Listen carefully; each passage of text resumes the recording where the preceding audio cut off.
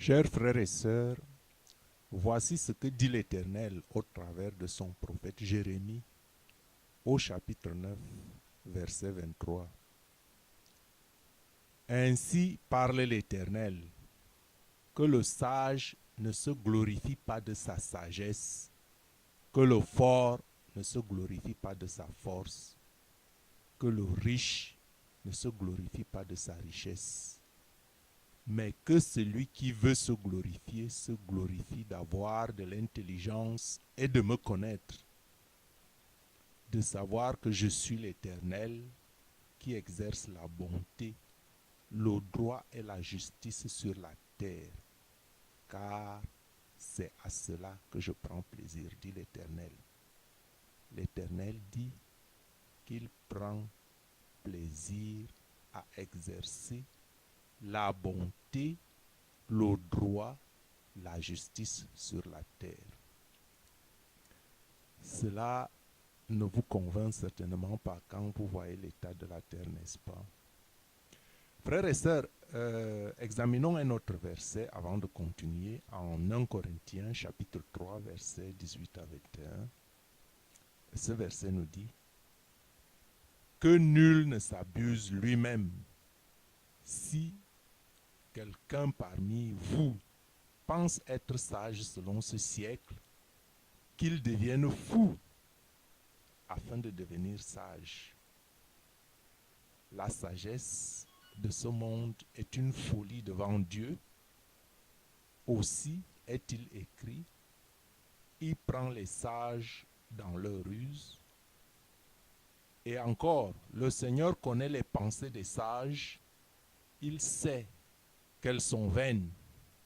Que personne donc ne mette sa gloire dans les hommes, car tout est en vous. Chers frères, chères sœurs, une fois de plus, Paul nous dit, sous l'inspiration de l'Esprit Saint, que tout est en vous. Ne vous tournez pas vers l'extérieur, ne vous tournez pas vers le monde. N'ayez pas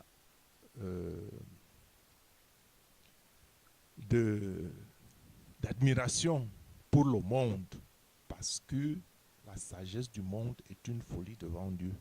Donc, quand vous regardez le monde aujourd'hui, quand vous voyez ce à quoi les hommes courent, et quand vous voyez l'état du monde, n'est-ce pas une folie? Et en Job, une autre écriture qui est intéressante pour le thème que nous voulons traiter aujourd'hui, et on retrouve cette écriture en Job au chapitre 8, verset 13, où il est dit: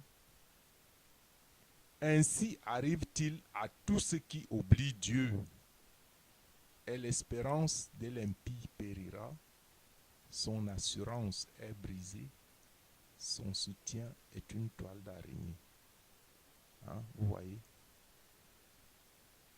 l'espérance de l'impie, c'est dans ses richesses, c'est dans sa gloire, c'est dans son argent, c'est dans une vie mondaine, mener une vie comme si après la mort il n'y aurait rien, alors même que le souffle qu'il respire ne lui appartient pas. Chers frères et sœurs, quelle qu'est votre situation, quelles que soient les difficultés, la maladie, les difficultés financières, les tribulations, l'oppression et tout ce que vous pouvez subir, sachez que Dieu vous aime. Dieu nous aime indépendamment de nos performances et de nos compétences. Frères et sœurs, seule des fois notre faiblesse nous met mal à l'aise et qui nous amène à douter de l'amour de Dieu. Nous doutons des fois de l'amour de Dieu en nous faisant l'idée, en nous disant que nous ne mériterions pas un tel amour. Ça, c'est notre faiblesse. Ça, c'est notre entendement humain. Et ça même, c'est des fois le malin qui nous insuffle de telles idées. Parce que Dieu est amour et Dieu est amour infini. Et ce doute amène beaucoup dans la mauvaise voie, amène beaucoup à suivre les voies du monde.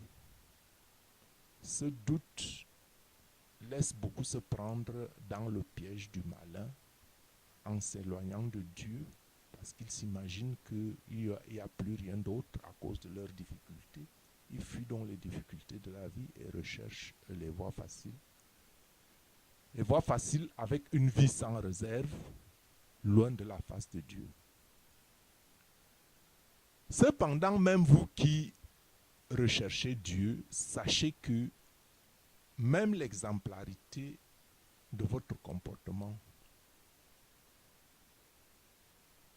même vos meilleures performances ne sont pas le critère pour lequel Dieu t'aime. Nos performances et l'amour de Dieu sont deux paires de chaussures différentes, tellement différentes, totalement différentes, qui ne peuvent être associées. Parce qu'il n'y a aucun lien entre l'amour de Dieu et les performances d'un chrétien, même le chrétien le meilleur que vous connaissez. Dieu nous aime d'un amour éternel qui n'est marqué par aucune limite ni aucune condition. Par contre, c'est nous-mêmes, par notre vie et notre degré d'obéissance, c'est nous-mêmes qui nous éloignons de Dieu. Pourquoi? Parce que Dieu est saint et ne peut vivre au milieu du péché. Et le péché, c'est Dieu qui le définit. Ce n'est pas vous qui définissez ce qu'est le péché. Ne dites pas que je fais ceci, je fais cela, c'est bien aux yeux de Dieu. Pourquoi Dieu ne... J'essaie, toi chrétien, qui te donne de la peine, qui t'accroche à Jésus, qui essaie d'évangéliser et ne reçoit que de l'humiliation. Je sais ce que tu peux penser. Mais sache que Dieu sait tout. Et Jésus a dit, Jésus étant Dieu fait homme, Jésus a dit, s'ils m'ont persécuté, ils vous persécuteront. Donc, si tu es chrétien, si tu t'attaches à Jésus, si tu as des problèmes, quoi de plus normal? Je ne dis pas d'aimer le mal, mais je dis de le supporter. Donc, j'étais en train de dire que c'est nous-mêmes, des fois, qui chassons Dieu de notre vie. Non que l'amour de Dieu pour nous aurait diminué ou changé, mais plutôt parce que quand on mène une vie de péché, quand on ne s'examine pas, nous finirons par tomber dans les filets de l'ennemi qui nous embobine dans son engrenage. Je ne dis pas que si vous avez des difficultés, c'est le cas, c'est parce que vous vivez dans le péché. Mais si vous avez des difficultés, continuez, supportez, continuez à chercher Dieu, continuez à l'implorer, cherchez de l'aide. Les prières d'intercession, demandez aussi qu'on prie pour vous. Frères et sœurs, Dieu nous couvre d'un manteau de justice et l'échange avec le péché est éternel. Je dis, Dieu nous couvre d'un manteau de justice et l'échange avec le péché est éternel. Parce que Dieu est juste, Dieu est droit, Dieu est bon, Dieu est amour. Et la chair est faible, nous sommes péchés. Et le manteau de justice de Dieu, il faut que nous l'échangions avec le péché. Et c'est pourquoi, pour vous en convaincre, je vous dirai que je ne peux peut-être pas vous le prouver et vous ne pouvez pas le voir. C'est pourquoi le ciel est en liesse, le ciel est en fête quand le plus grand, le plus pire des pécheurs se convertit. Ça veut dire que l'échange de la justice de Dieu et du péché est éternel. Quand tu changes ta vie de péché en une vie droite, tu recherches le Seigneur, le Seigneur t'accueille. Dieu nous accueille toujours dans son amour lorsque nous nous repentons sincèrement du fond du cœur. Rien ni personne ne peut nous séparer de l'amour de Dieu. Mais le prix à payer est une vie de chrétien par la recherche de la sanctification. Personne n'est saint, mais il faut la rechercher, la sanctification. Et j'en profite à ce point pour dire que ce n'est point notre performance qui est déterminante ici pour la recherche de la sanctification, mais plutôt la grâce de Dieu. Le déterminant, c'est la grâce de Dieu. Parce que notre perspective humaine est limitée. Elle est limitée aux humeurs changeantes. Elle est limitée à nos fausses appréciations. Et c'est l'une des raisons pour lesquelles Jésus nous enseigne de ne pas juger. Parce que, à cause de notre limitation, à cause de la chair, nous finirons toujours par émettre des avis erronés sur les autres parce que nous voyons des choses en superficiel. Donc, Jésus nous enseigne de ne pas juger. Donc, frères et sœurs, dépose donc tes performances au pied de la croix par la prière, le jeûne, la repentance, les actes d'amour. Et tourne-toi et remets avec totale et entière confiance ta vie entière entre les mains de Jésus. Et tu recevras l'amour éternel de Dieu par Jésus-Christ en échange. Parce que Jésus est le chemin, Jésus est la vérité, Jésus est la vie. Et nul ne va au Père que par lui. Jésus est la porte d'entrée au paradis. Parce que Dieu lui a tout remis entre les mains.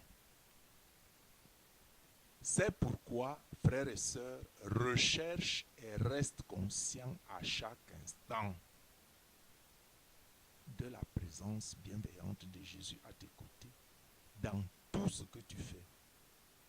Et tu recevras alors la couronne de gloire, car Jésus lui-même conduira tes pas, puisque ce même Jésus est le même hier, aujourd'hui et éternellement. Considérons un peu quelques versets bibliques que j'ai choisis qui vont appuyer ces mots et t'encourager dans la voie de l'humilité, de la recherche de Dieu. Puisque nous fêtons aujourd'hui la fête du travail et que beaucoup disent que le travail est loin de nous, le vice, le besoin et l'ennui, ça c'est vrai. Mais le vrai travail, en fait, c'est ce travail-là qui paye en exponentiel. C'est le travail de l'expansion de l'œuvre de Jésus-Christ. C'est ce travail-là qui vous paiera au-delà de vos imaginations, ce que l'œil n'aura jamais vu et ce que l'oreille n'aurait jamais entendu. Que Dieu te bénisse et garde ton regard fixé sur Jésus et il te couvrira de sa protection, il te conduira dans chacun de tes pas vers la vie éternelle. Et n'oublie surtout pas que nous vivons les temps de la fin et que le Christ revient bientôt. Pour toi, chrétien, ce n'est pas le temps qui reste qui importe, mais garde le cap, garde confiance, garde le regard fixé sur Jésus et tout ira bien pour toi. Que Dieu te bénisse.